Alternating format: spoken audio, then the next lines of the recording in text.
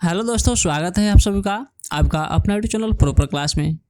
आज की इस वीडियो में हम लोग पढ़ने वाले हैं क्लास 10th का हिंदी और इस पाठ का नाम है भारत से हम क्या सीखें। और यह एक भाषण है। इस भाषण को फ्रेडरिक मैक्समुलर ने दिया था और यहाँ पर हमने उनका चित्र यानी उनका तस्वीर पिक्चर हमने लगा दिया है और ये उनका सिग्नेचर है। आप देख सकते हैं किस तरह के उनका वेशभूषा था और उनका सिग्नेचर किस तरह से था। ये चीज़ें आपको आपकी किताब में नहीं मिलेगा, हमने एक्स्ट्रा चीज़ें यहाँ पर लगाने और बताने का प्रयास किया है। उनका हम जन्म देख लेते हैं कि जन्म कब हुआ था। उनका जन्म हुआ था 6 दिसंबर 1823 ईस्वी में हुआ था।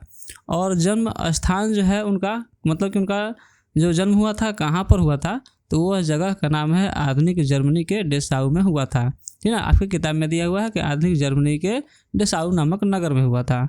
उनकी मृत्यु हुई थी 28 अक्टूबर सन 1900 ईस्वी में और पिता का नाम था विल्हेल्म मुलर।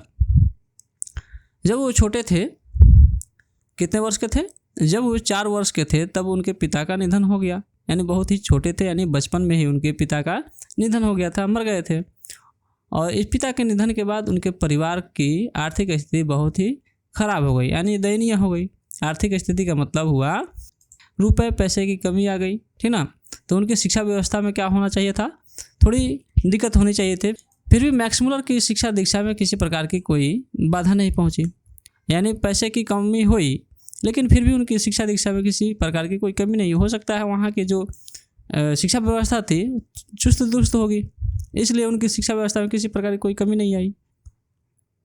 अब आगे है कि 18 वर्ष की अवस्था में लिप्जिंग विश्वविद्यालय से संस्कृत भाषा का अध्ययन किया था।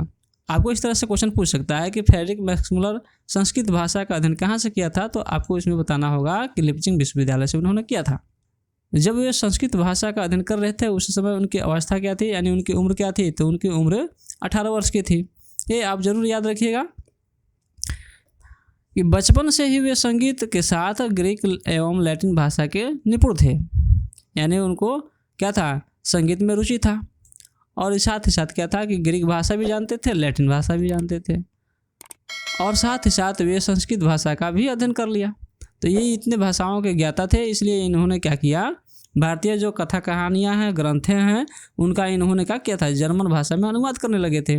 जैसे हितोपदेश है, कौटकेन है, मेघदूत है, इन सब का क्या किया, वो जर्मन भाषा में अनुवाद किया, यानी क्या किया, उसको ट्रांसलेट किया। ठीक ना।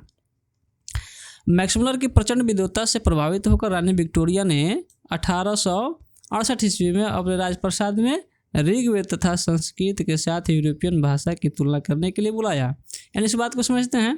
देखिए, वे इतने विद्वान थे कि उनकी विद्वत्ता सुनकर इंग्लैंड की रानी विक्टोरिया कब बुलाया था उनको, 1868 में उन्होंने अपने राजप्रसाद यानी अपने राजमहल में बुलाया और कहा कि ऋग्वेद तथा संस्कृत के भाषा जो है उसको क्या करना है, आपको यूरोपियन भाषा के साथ तुलना करना है।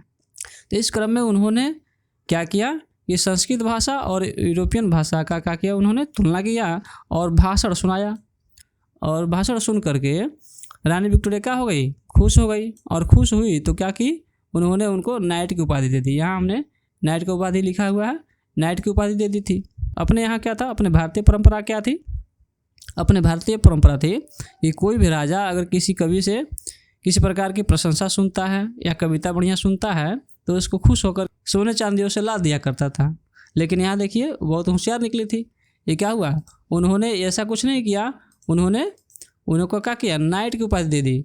लेकिन यह उपाधि उनको क्या हुआ, मैक्समुलर को तुच्छ लगा, यानी तुच्छ समझे हो और उपाधि को क्या किए, वापस कर दिए। इससे अधिक भी इनकी जीवनियाँ हैं, लेकिन आप जानना चाहते हैं तो जान सकते हैं। लेकिन इसमें क्या है कि आपको इतना ही पढ़ना है, इससे अधिक नहीं पढ़ना है, क्योंकि हमको उतना ही पढ़ना है जितना हमारे सिलेबस में दिया गया है। उससे अधिक पढ़ेंगे तो हमारा बोझ भी ज़्यादा बढ़ जाएगा और हमें उससे क्वेश्चन भी नहीं आएगा। हमको जिससे क्वेश्चन आना है उसी को हम सिर्फ पढ़ेंगे, ज़्यादा कुछ नहीं पढ़ेंगे। ठीक ना। तो इतना ही हम रहने देते हैं। आगे इसके जो पाठ है आपका भारत से हम क्या सीखें उसको हम आपको बताएंगे। उन्होंने क्या क्या प्रशंसा किया था हमारे भारत के बारे में, उस चीज़ को हम लोग अगले वीडियो में जानेंगे। मिलते हैं अगले वीडियो में, तब तक के लिए धन्यवाद।